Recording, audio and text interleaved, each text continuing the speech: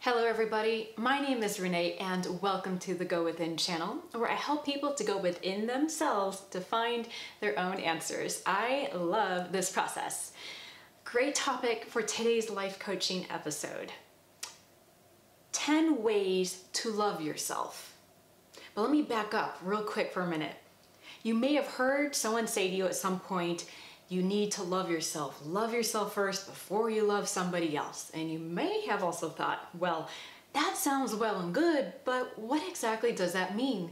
What would it look like if I did love myself? How would I act or think or feel maybe differently than how I do now? So I came up with a list of 10 ways to love yourself. This is by no means a conclusive list, and it is in no particular order. So after I read off my list, if you have any to add, I would love to hear from you, and please leave your item in the comment section below. So let's get started. Number 1, keep your thoughts about yourself kind, non-judgmental, and supportive. How often are your thoughts towards yourself mean and nasty, degrading, putting yourself down, tearing yourself apart, calling yourself a loser, calling yourself a piece of shit? How often are you just getting on your own case and calling yourself things that you would never, ever allow anyone to say to you to your face? Okay? No good is ever going to come from judging ourselves and from just tearing ourselves down. It's only going to make us feel worse, and I know you already know this, but I just want to remind you, no good will come from that. Good will only come from, and the desired outcome that we're trying to get will only come from when we love ourselves by talking nicely and kindly towards ourselves and being supportive. We need to be there for ourselves first and support ourselves. Number 2, spend time with yourself alone in your own company. Some people can do this really, really well. Other people run from it. And then there's some people that aren't aware that that's difficult for them and maybe fill up their lives with so many tasks and busyness and things to do because it kind of keeps them from going into these dark places. But see if you can learn to cultivate a sense of contentment and happiness when you're all by yourself alone. Because when you're doing that and you tap into that feeling of contentment, you then are connected with your source, with your being, and you're not dependent on someone or something external to you to get your happiness from. Of course, it's always nice if that happens, but you can still be happy by yourself. And that's something, for some people, it takes practice. Some people do that very naturally and they're more uncomfortable with people. But if that's not the case for you, just practice facing those uncomfortable feelings when they come up and learn to be your own best friend, your number 1 fan. Number 3, surround yourself with things that remind you of love or beauty or things that will nurture you. This can be anything from my personal favorite, buy yourself flowers. So instead of waiting for someone to buy you flowers, ladies, I'm talking to you, buy your own flowers, just as a nice gesture. Or it could be to have a massage day, a spa day, or if you're into sports, have a day where you just catch up on your favorite sports or go take a walk in nature. Whatever your interest is, allow yourself time to do what feeds your soul. For me, walks in nature and of course the occasional flowers, always a good thing. Number 4, let go of perfection. Really? No one's perfect, but I know it's so, we often think that if only I do something perfectly, if only I get all my ducks in a row and I'm polished and perfect and so on top of it, no one can ever criticize me, no one can ever judge me, and I'll just be able to be free of all that, and I'll feel safe once I'm perfect. I'll feel like I'm enough when I'm perfect. I hate to break it to you, but no matter how good you are, how perfect you are, or no matter what, someone is going to criticize you. They'll find something. Even if you did nothing, someone can still find something wrong, point the finger, and criticize. So what we gotta do is just try to be our best on any given day. Realize that your approval is not going to come from somebody else, at least not lasting approval, but it needs to come from within. When you give yourself that approval, you can feel good about yourself anytime, any day, whenever and wherever, instead of having to get the approval from someone else for being perfect. You can give it to yourself anytime. Number 5, let go of comparison.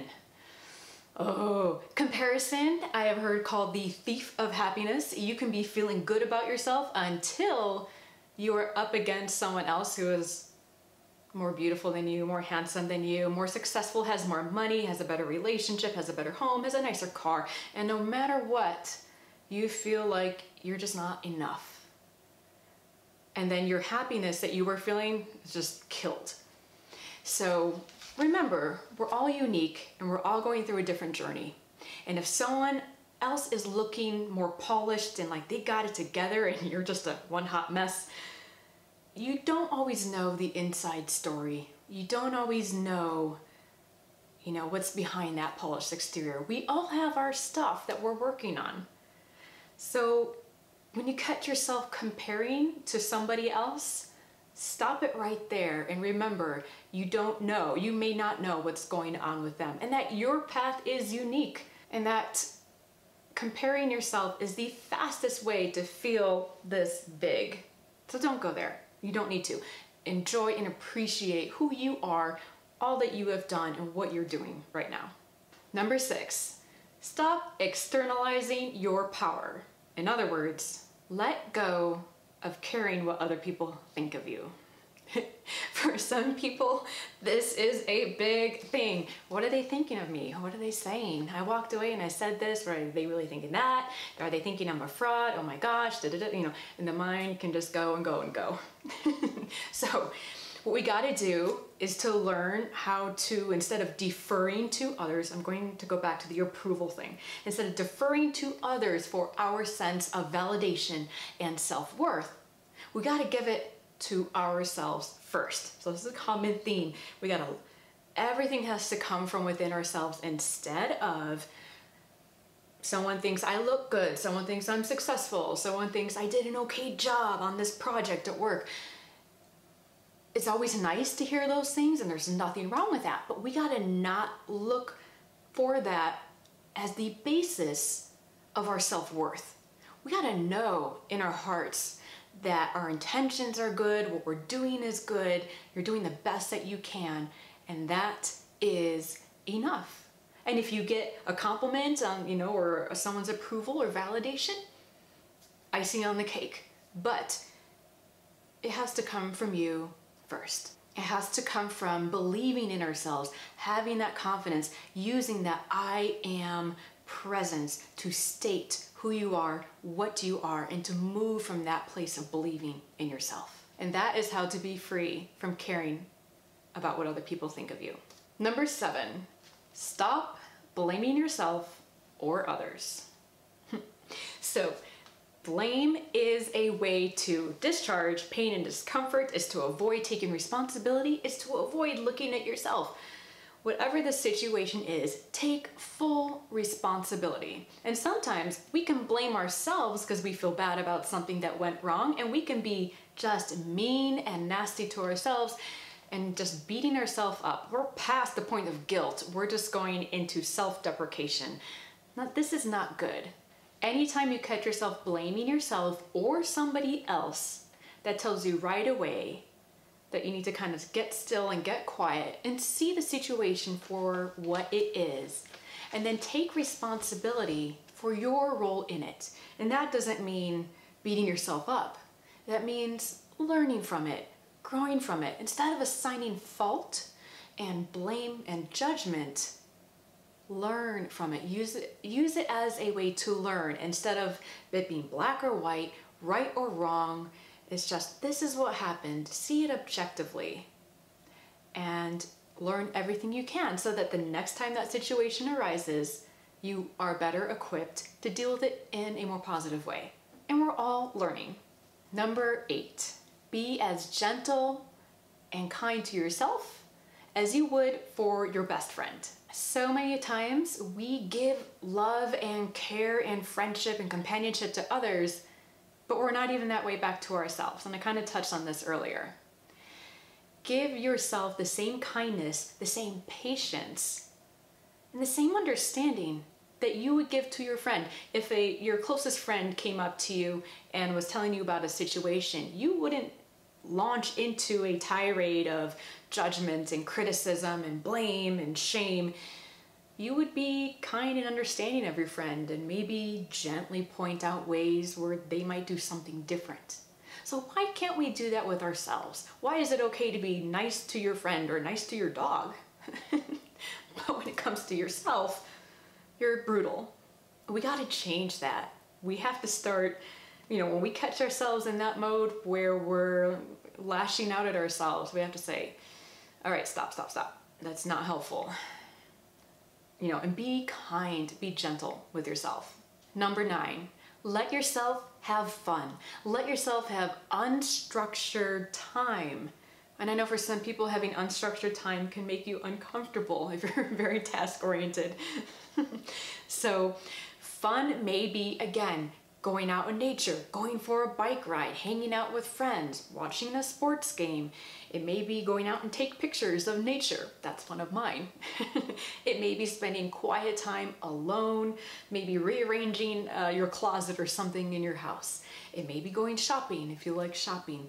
Maybe cooking a new meal. Whatever would allow you to have fun. We need to balance all the work and energy that we put out with fun and unstructured time to play or just follow our curiosity. Maybe there's something new that you wanted to learn, or you want to learn how to dance, or whatever it is.